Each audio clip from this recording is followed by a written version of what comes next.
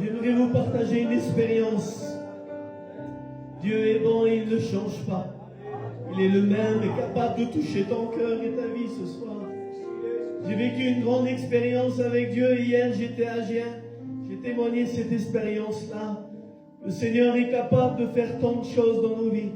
Et nous sommes encore témoins aujourd'hui de sa puissance. En 2019, le 13 février, j'ai vécu un grand problème.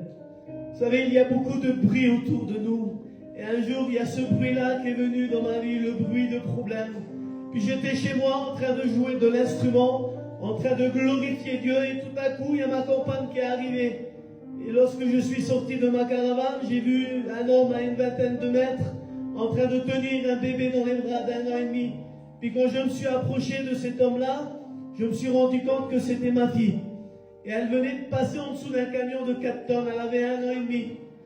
Et puis là, elle était écrasée du camion. Et puis quand je me suis approché, j'ai vu ma fille en train d'agoniser, en train de souffrir. Je regardais mon enfant en train de pleurer amèrement. Une souffrance indescriptible. Et puis je la regardais. Imaginez-vous mon cœur touché. Quel père voudrait voir son enfant dans un état comme ça?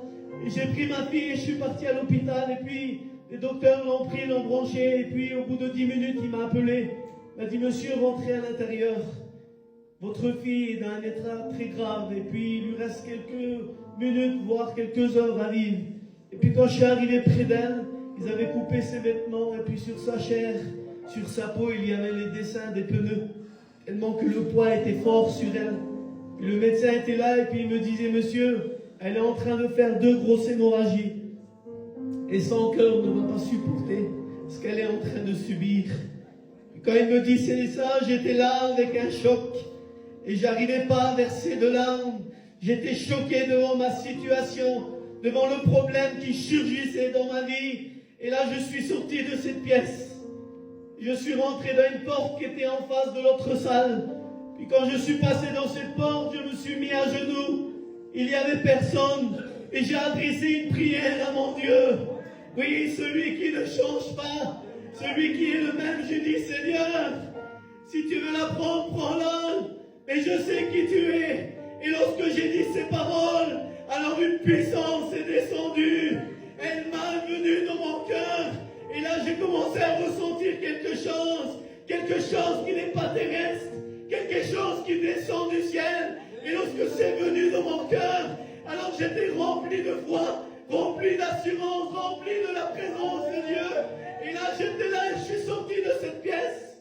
Et quand je suis sorti de cette pièce, j'arrivais plus à voir mon problème. Le Seigneur était en train de bénir mon cœur, était en train de remplir ma vie. Je goûtais à quelque chose qui était en dehors des réunions, qui était en dehors de la vie chrétienne à l'extérieur. Quelque chose que Dieu nous fait goûter lorsqu'on passe dans le problème. Et donc je suis sorti. Et quand je suis sorti, le docteur est venu chez moi et puis il m'a dit: monsieur, elle est intransportable. Et puis d'ici quelques heures, son cœur ne va pas supporter. Et puis j'ai demandé: monsieur, transportez-la s'il vous plaît.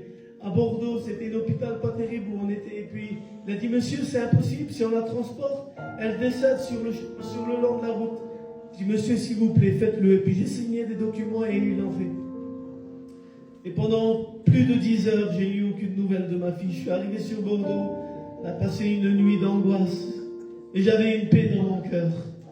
J'avais une paix que Dieu avait déposée. Puis au bout de quelques heures, environ 8 à 9 heures, est venu le docteur et puis il m'a fait une annonce. Et il m'a dit: voilà monsieur, on a fait tous les examens pour votre fille. On n'a pas pu vous donner de nouvelles, on a fait tout ce qu'il fallait faire. Voilà son état actuel. Monsieur, elle a les jambes qui sont cassées. Elle a le bras cassé en 3 parties, elle a le bassin cassé. Elle a les poumons touchés, le foie touché, le pancréas mâché. Elle a plein de choses touchées dans son corps, monsieur. Puis elle est tombée dans un coma. Puis quand il me dit ça, j'étais complètement désorienté. Mais dans mon cœur, Dieu avait mis quelque chose. Et on était le 13 février, puis il s'est passé 2 jours. Et puis quand ces 2 jours sont passés, j'ai été à La Réunion, j'ai dit: Seigneur, je veux aller à La Réunion. Je veux m'occuper, Seigneur, je veux aller dans ta présence, laisser ma femme aux soins intensifs. Peu importe ce qui se passe, je veux aller dans ta présence. Et je suis arrivé à une réunion. Et quand je suis sorti de cette réunion, Dieu m'a parlé. Vous croyez que Dieu peut vous parler par le moyen de la parole? Dieu nous parle, il ne change pas, il nous aime. Et quand je suis sorti de cette réunion, il m'a parlé. Et dans le plus profond de mon cœur, il m'a dit ces paroles, il m'a dit verset. Ta petite assemblée lundi 28 février, on était le 15 du Seigneur. Qu'est-ce que tu veux me dire?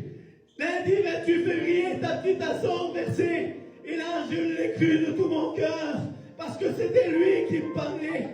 Et donc, je suis rentré chez moi, et puis j'ai commencé à aller à la réunion tous les soirs, du 15 février jusqu'au 28 février, à la réunion, et je ne voyais plus mon problème devant moi. Et lorsqu'on est arrivé le dimanche 27 février, il y avait le frère fils d'ici, qui faisait la réunion à Poutras, et puis j'ai été à la réunion. Quand je suis arrivé au culte, j'ai dit, Seigneur, demain, on est lundi 28 février. Je vais sortir ma fille, mais je voudrais que tu fasses quelque chose. J'aimerais, Seigneur, qu'elle se réveille du coma. Quelque chose d'impossible et qu'elle puisse manger. Quelque chose qu'elle ne pouvait pas parce que son pancréas a été touché. Et donc, quand je suis arrivé, je me suis assis, la réunion s'est faite. Et j'ai dit, Seigneur, que le téléphone sonne et que ma femme me donne ses nouvelles, qu'elle s'est réveillée, qu'elle a mangé. Et la réunion a fini. La même porte qu'il y a ici. Je dis, Seigneur, quand je passe le seuil de la porte, je veux que le téléphone y sonne. Et je me suis levé, j'ai fait un pas, 2 pas, 3 pas, 4 pas, et j'ai passé le seuil de la porte. Et lorsque j'ai passé le seuil de la porte, le téléphone il a sonné. Ma compagne était en pleurs. Et elle m'a dit, elle s'est réveillée du coma. Et on est en train de manger.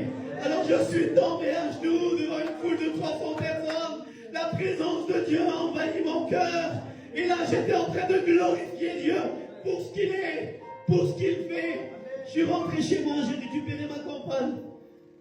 Et puis quand je suis sorti de l'hôpital, on est rentré chez nous. J'ai récupéré ma fille lundi 28 février, sans aucune séquelle, sans aucune rééducation, parce que la puissance de Dieu est la même. Elle ne change pas et elle est capable de toucher ton cœur ce soir. Que Dieu te bénisse. Amen.